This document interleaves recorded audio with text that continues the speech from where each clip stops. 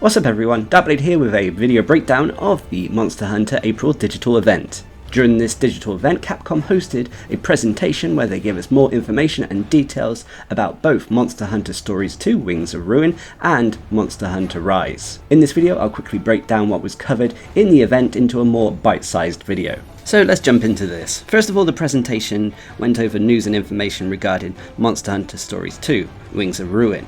The game is releasing on July the 9th, and during the digital event they put on and showed off a brand new trailer.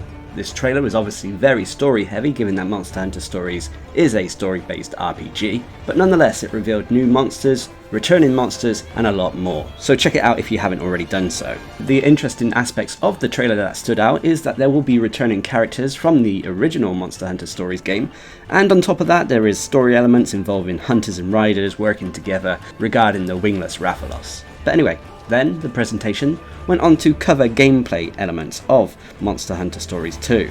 Obviously the gameplay is very akin to the original game, so it's a turn-based RPG, but nonetheless there have been a lot of improvements and quality of life added to it. This should allow for a lot more story and an overall smoother gameplay experience. There are also new elements regarding the gameplay, including different attack types such as power, speed and technical attacks. This kind of works like a rock, paper, scissors mechanic. There are flashy double attacks, battle buddies and a lot more. Of course though, Monster Hunter Stories 2 is not set to release for a couple of months, so there's going to be more information further on down the line. Of course, as always, there are pre-order options for the game if you're interested, as well as both physical and digital versions that contain various pre-order DLCs and more. So check them out if you're interested in grabbing it. But anyway, the presentation then went on to talk about Monster Hunter Rise. This digital presentation basically focused all around the first free title update, known as version 2.0, which is releasing tomorrow actually, which is April the 28th, 2021. So the digital presentation for Monster Hunter Rise kicked off with a brand new trailer showing off what they have in store with this new update. This included a lot of returning monsters and more.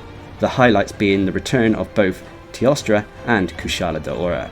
Obviously Chameleos is returning, but that was revealed back in March. Nonetheless, having 3 normal sized elder dragons that we can fight and experience in the normal areas, and not just during a rampage mission or in its own set location, is a much welcome return. Monster Hunter Rise in its current state always felt that it lacked elder dragons, and hopefully this should alleviate that. But after the trailer they then went on to talk a little bit more about details. Of course they went on to talk about the return of Teostra, Kushala Daora and Chameleos, but there were a few aspects that may not have been noticed during the trailer.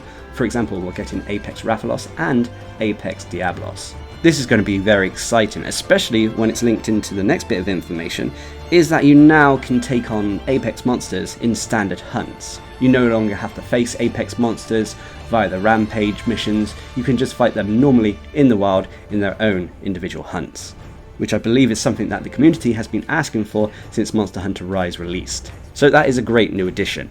On top of that, Magnamalo will also be appearing during rampage quests, so that was a little bit of extra information there. Of course, obviously with the new Apex monsters as well as Chameleos, Kushala and Teostra returning, we will be getting new weaponry and armor for our hunters. I assume we'll also be getting potentially new charms as well as new decorations that we can obtain.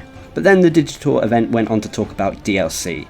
These are pretty much paid microtransactions. I'm not going to talk in detail too much about these, but if you have some spare change, you can pick yourself up some new cosmetics. These microtransactions are cosmetic, they won't affect the gameplay whatsoever in Monster Hunter Rise, which is normally the good way of doing microtransactions in all honesty. But if you're interested, check them out. But a quick side note, when it comes to the DLC, they've brought back the character editor voucher, which allows you to redo your hunter basically. And much like in Monster Hunter World, the first voucher is free, so don't forget to claim that from the eShop. But the next bit of information, which was more interesting, is that the hunter cap is now unlocked.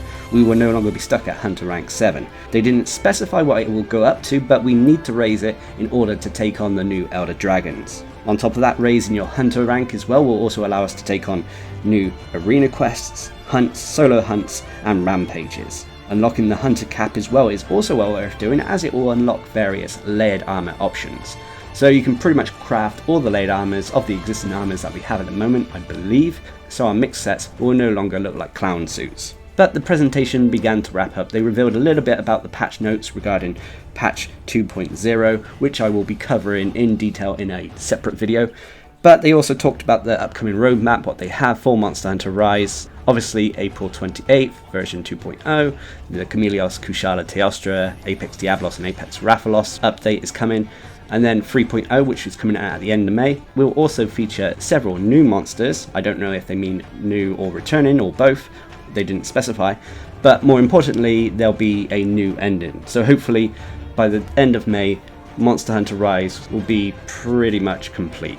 We'll have a more satisfying ending, and of course a lot more content to consume. Finally, for the presentation, they talked a little bit about a crossover event they're doing between Monster Hunter Rise and Monster Hunter Stories 2, where you can get the laid armor versions of the default hunters in Monster Hunter Rise in Monster Hunter Stories, and vice versa. So if you want to claim it, don't forget to link up your save data between the two games when they're both released. But anyway, that's about it for this breakdown. Overall, it was a good presentation. Monster Hunter Rise is getting more endgame content, which it sorely needs, and Monster Hunter Stories 2 is looking quite interesting. As always, if you're interested in seeing the presentation for yourself, I'll leave a link down in the description below, so check it out if you haven't already done so. And until next time, I've been Darcblade, bringing you a breakdown of the Monster Hunter April digital event. Hope you enjoyed the video, thanks for watching, subscribe and like for more.